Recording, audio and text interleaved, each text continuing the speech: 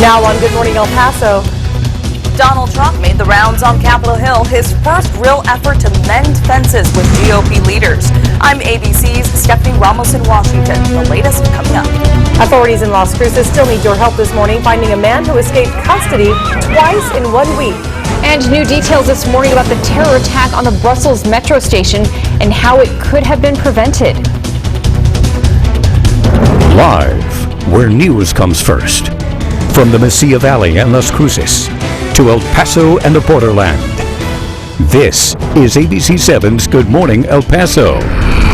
Rise and shine. A very good morning to you, El Paso, Las Cruces, and Juarez. I'm Stephanie Valle. And I'm Hillary Floren. Good morning, everyone. Happy Friday to you. Actually, Friday the 13th. Oh, yes. You're the superstitious type. Yes, and of course, we have some spooky weather coming our way, Crystal. I guess. I mean, not really. If you want to call it that. If you want to play it up. I agree with that, because tonight, once the sun sets, the wind's rustling the trees around. We've got that in the forecast. Here's a look at what we're dealing with this morning, though. Not too spooky this morning. Temperatures are actually pretty good. We're at 69 degrees, Montwood High School, 68, Presa Elementary, and Fabens Elementary at 64, Loma Terrace Elementary at nearly 70. These are just a few of our ABC 7 Storm Track weather net sites. Of course, we've been checking in on these throughout the morning, and most of us are in the 60s so far. Very comfortable start. Later today, I expect a lot of these will make their way into the lower 90s. So we are talking a hot day ahead of us. But on top of a hot day, potentially a wet one in some areas. Late day, early evening, chances of rain move in. Right now, we are clear, but we have moisture at the surface,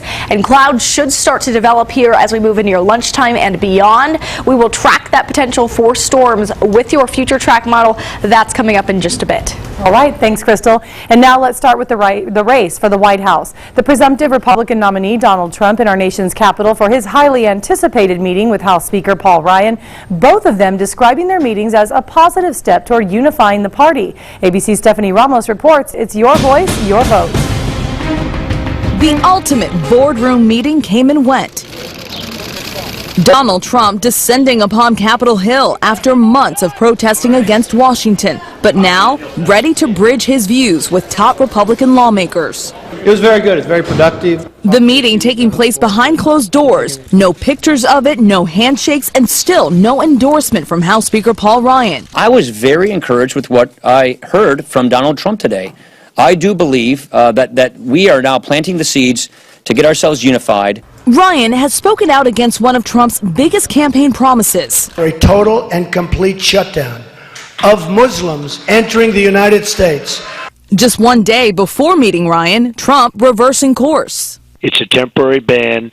It hasn't been called for yet. Nobody's done it. This is just a suggestion until we find out what's going on. In the meeting, talks of trade, Supreme Court justices, the debt, foreign policy, tax reform, and after a full day on the Hill, Trump praised Ryan on Fox News. He's got not an easy job, and I don't mind going through a little bit of a slow process. While on the Democratic side, Hillary Clinton tweeting good luck to the Republican Party on uniting behind Trump. At the end of a meeting in Brooklyn, Clinton declining to respond to the Trump-Ryan sit-down.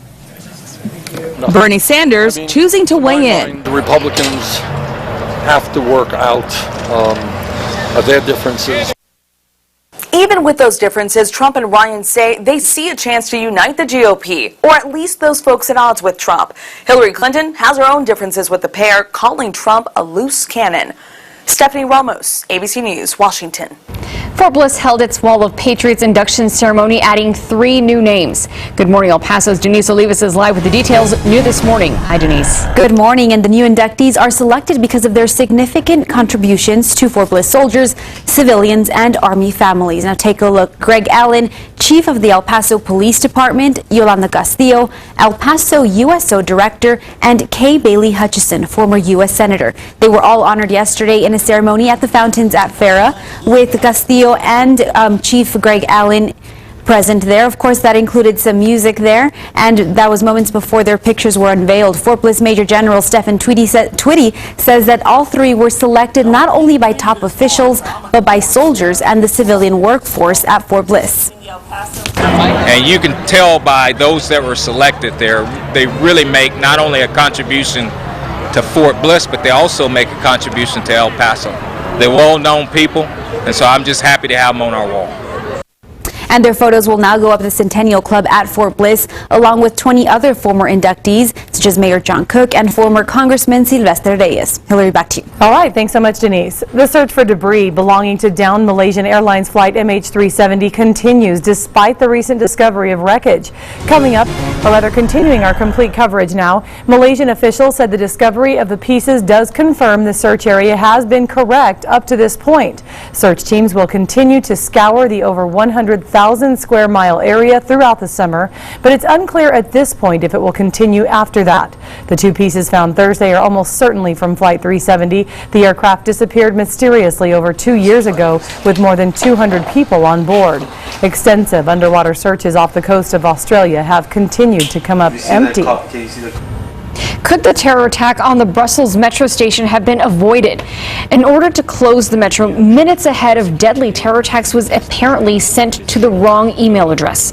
A parliamentary commission was told a federal alert was issued by Belgium's Federal Crisis Center at 8:50 a.m. after the airport was attacked.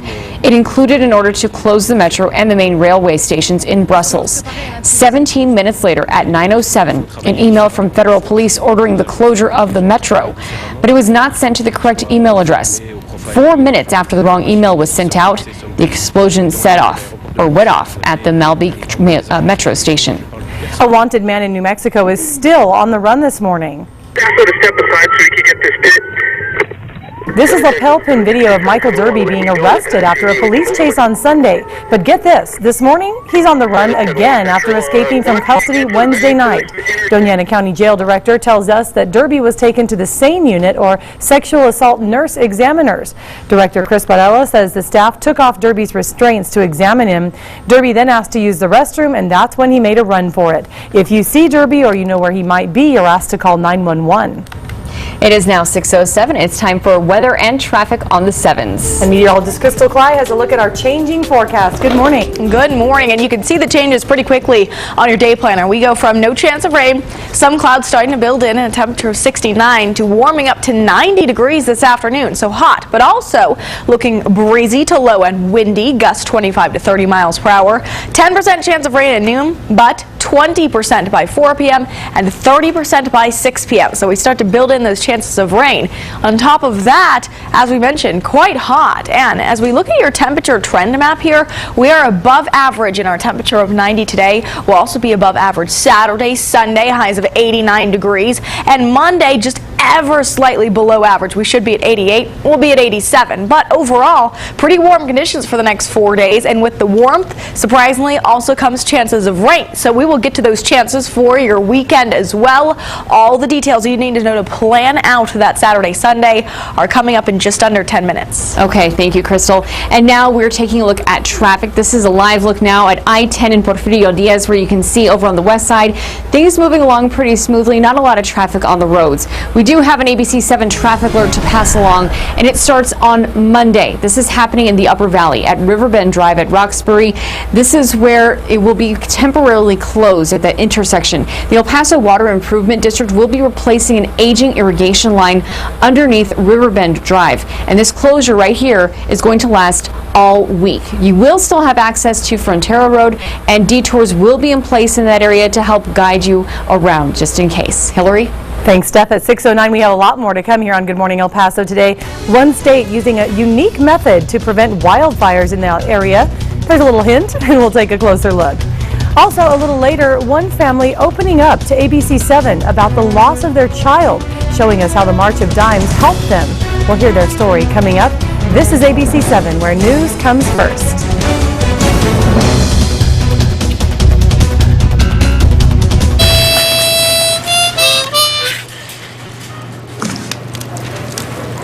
Get your own liquid gold. Go on, get! There's gold in them there shells. Liquid gold.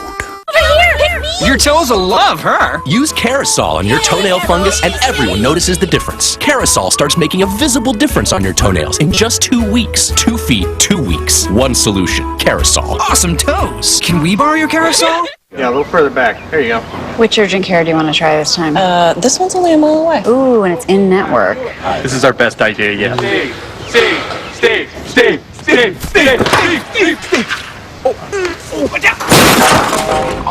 So close. It's not always easy to control your enthusiasm, but with United Healthcare, it's easy to find quick care options and compare costs. That's my husband. Let me try this. Second time's the charm. Oh, there goes mine. United Healthcare. ABC 7 Storm Track Weather, now first with a 7-day forecast always on your screen. Plus, our new County Cast goes deeper into local weather, showing you forecasted temperatures for locations throughout El Paso and Doña Ana County. ABC 7 Storm Track Weather, now offering you more. This portion of ABC 7 News is sponsored by Watson Law Firm. Before the Cadillac ATS-V shook the establishment, before every angle was carved